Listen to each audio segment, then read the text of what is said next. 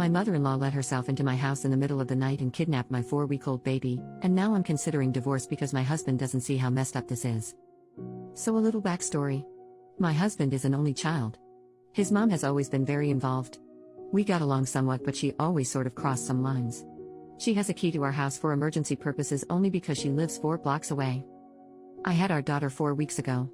She has been over at least 3 days every week since I've had her. She's always telling me what I am doing wrong and how she'd do things so differently. Baby is up every 2 hours at night and she insists she'd sleep through the night if she could stay at grandma's. I told her I'm not comfortable sending a breastfed baby away overnight at 4 weeks. This last week she kept pushing the issue no matter how many times I said no. Last night we put the baby in her crib. We stopped room sharing because the baby was so loud I could get no sleep whatsoever, so my husband has been getting her when it's time for her to feed. Husband fell asleep early and I dozed off. I woke up 4 hours later and started to panic because she hadn't made any noise. I was sure she had died of SIDS. I went into her room and she was gone. I froze and started screaming her name around the house like she would somehow pop out, like it was all a joke. My husband woke up in a panic and just screamed, "What's going on?" over and over. I ran to my phone to call 911 and saw a picture message from my mother-in-law of my sleeping baby in her arms with the caption "Sleepover at Gam Gams." I was immediately enraged.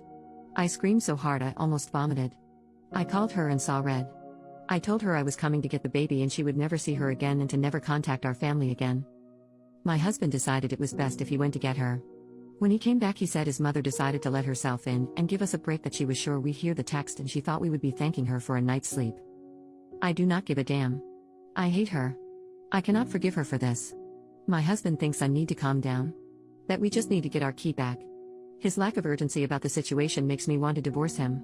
We have never had any issues before this, but this feels like a deal breaker to me. I already had PPA and now it's through the roof. I don't feel safe in my own home with my family.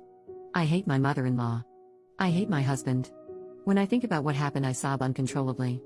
I can't sleep now that I know I can't protect my baby when I sleep. I can't believe I did not wake up.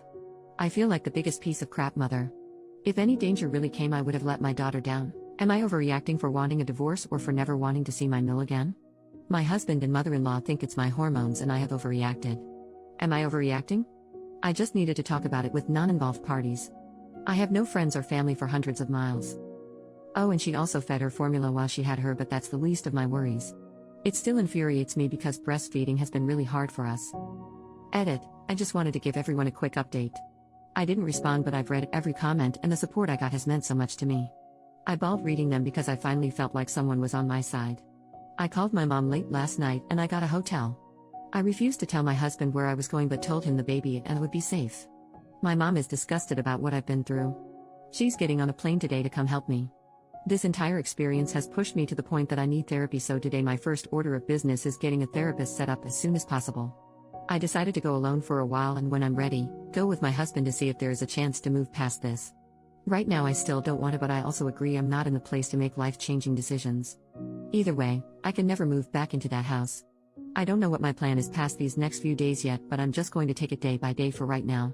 As for my mother-in-law, I'm going to go to the police today to find out how to get a restraining order. Her and my husband keep saying but she was safe. She was never in danger. I disagree. My mother-in-law is clearly not mentally capable to care for a child. Who knows what else she would do because she feels she knows best. Thank you all so much. I can't tell you how much the support from some internet strangers has meant to me. Update, 2 weeks later, I want to thank everyone again that thought about me after my first post. This past 2 weeks have been crazy for me emotionally, but I saw the request for an update and wanted to let everyone know what was going on even though it's been generally uneventful. I got so many messages and comments with support that meant so much to me. So soon after I wrote that post my mom had arrived to help me get through my anxiety and support me. By the time she was here I was in a hotel and still had not slept. It was going way too long without sleeping and I think the deprivation of sleep was making me crazier. She came and sat with me while I slept. It was the most helpful thing anyone could have done for me. My husband asked to talk so I agreed to meet with him. He apologized and said he realized I was right. His mom had severely crossed a line and that it was hard for him to accept his mom did something so wrong, so in his head he was telling himself it was not that bad and that if the baby wasn't hurt then no harm was done, but he wasn't thinking about the hurt done to me and my feeling of security. He said he changed the locks on the home and would support whatever I wanted to do with his mom. He said he was willing to cut off contact for a while but asked I not press charges. We left it at that for that time. I told him I'd think about what he said and keep in touch. Shortly after this whole thing happened, I got a lot of texts from his family supporting me and letting me know they were so sorry about what happened and that no matter what, my baby and I are family and we have their support. That meant so much to me. People were finally backing me up and it gave me some peace of mind. A few days after seeing my husband, we met up again. He had a letter from his mom. I thought about just throwing it out, but I decided to read it. It was a very long-winded apology. It basically said that she is sick about what she did. She said if someone did that to her when her husband was young, she'd want them to die. She is terrified about losing me as a daughter-in-law and her grandchild, but she is going to keep her distance. She asked me to reach out if and when I am ready. I still haven't reached out to her and I don't know if I will. I feel like her letter may be genuine, but I don't think I will ever trust her again for obvious reasons. I feel like she sees it as an easier to has forgiveness than permission sort of thing. I'm in a hard place of trying to decide how to assert my authority as a mother without alienating my child from people who love them. I don't want my forgiveness to seem like weakness, and in the end put my child in more situations like this. I've been getting help with all this in therapy, which I have started twice a week. Right now the general guidance I get from my therapist is don't make any big moves yet, divorce, moving long distances, cutting people out, etc., so I'm taking it day by day. I make sure my husband sees our child every day. We don't talk about the state of our marriage yet. I told him when I was ready we will talk. He's respected that and it's made a huge difference in the hope I have for our future. So that is really it. There weren't really any dramatic blow-ups or legal action. There are still a lot of unanswered questions for me, but this time has been one filled with self-discovery and support from a lot of unexpected places, and for that I'm incredibly grateful.